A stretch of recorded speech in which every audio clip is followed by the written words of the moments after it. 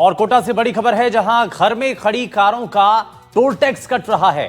पीड़ित परिवारों ने गंभीर आरोप लगाए हैं और सैकड़ों लोगों के साथ ये ठगी हो रही है। इस दौरान वकील जो है वो सामने आए। दरअसल इस मामले में कोर्ट का रुख करेंगे, ये वकीलों का कहना है। वहीं इस मामले पर एनएचएआई की तरफ से अपनी सफाई भी दी गई है।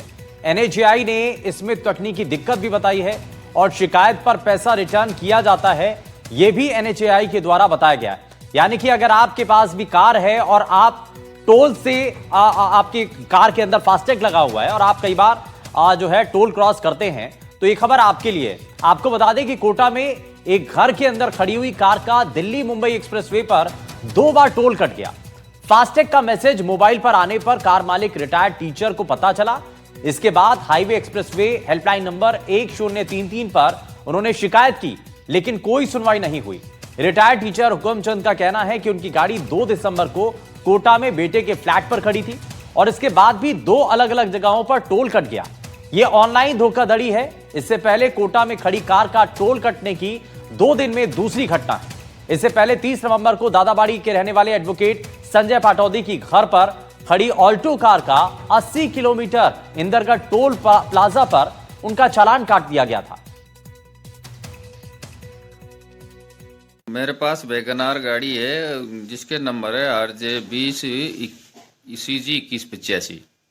ये 3 दिन से मेरे घर पे खड़ी है और 2 दिसंबर 2025 को दिन के 3:57 पर उसका टोल कट जाता है जालिमपुरा टोल पर।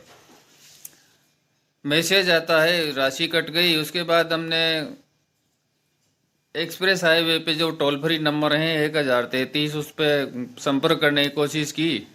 काफ़ी लंबे समय लगने के बाद बात हो पाई। तो उन्होंने कहा कहाँ से हैं, कैसे हैं, जालिमपुरा कहाँ पड़ता है, कोटा ज़िले में है, सुल्तानपुर के पास है। उसके बाद उन्होंने कि संपर्क देखते हैं, करवाते हैं, जांच करवाते हैं और हमने आपकी शिकायत दर्ज कर ली है, जांच करवाएंगे। उसके बाद 8:48 पर फिर इसी गाड़ी का टोल कटता है मंडावरा टोल पर। तो ये आपने सुना, ये पीड़ित की जुबानी उन्होंने बताया कि कैसे उनकी गाड़ी जो कि घर में खड़ी थी उनका टोल कटता रहता है और इसी को लेकर के कई बातें सामने आई हैं और कैसे होता है, जरा आपको ग्राफिक्स के जरिए दिखाने और बताने की कोशिश करते हैं। दरअसल विवाद इसलिए शुरू हुआ कि पार्किंग में खड़ी हुई कार का अचानक से टोल कट जाता है।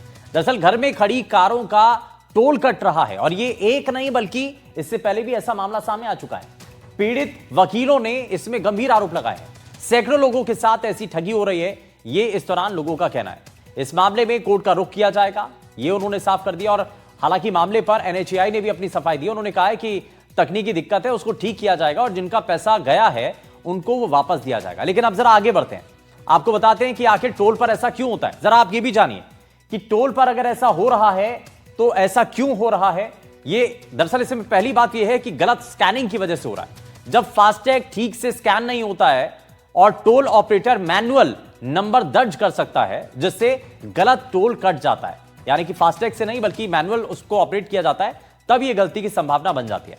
वहीं सॉफ्टवेयर में गड़बड़ी, ये दूसरा आपको जरा बताते हैं। आगे इसको आगे बढ़ते हुए आपको बताते हैं कि इसमें जो सॉफ्टवेयर में गड़बड़ी है उसका भी एक बड़ा वजह मानी जाती है। बैंक या फिर टोल के जो सॉफ्टवेयर हैं उसमें खराबी की वजह से भी ऐसा होने की संभावना होती है। अब जरा आपको तीसरी वजह बताते हैं, ये जो फास्टैग हैकिंग है वो कैसे होती है, जरा वो भी आप जानिए। फास्टैग क्लोनिंग से भी धोखाधड़ी हो सकती है और यह भी एक बड़ा कारण इसमें माना जाता है। अब जरा आगे बढ़ते हैं, आपको यह भी बताते हैं कि अगर ऐसा आपके साथ हो जाए तो आप क्या कर सकते हैं। यह आप देखिए, दरअसल ऐसा होने पर आप अपनी शिकायत दर्ज करा सकते हैं और इसके लिए बाकायदा एक टोल फ्री नंबर भी है।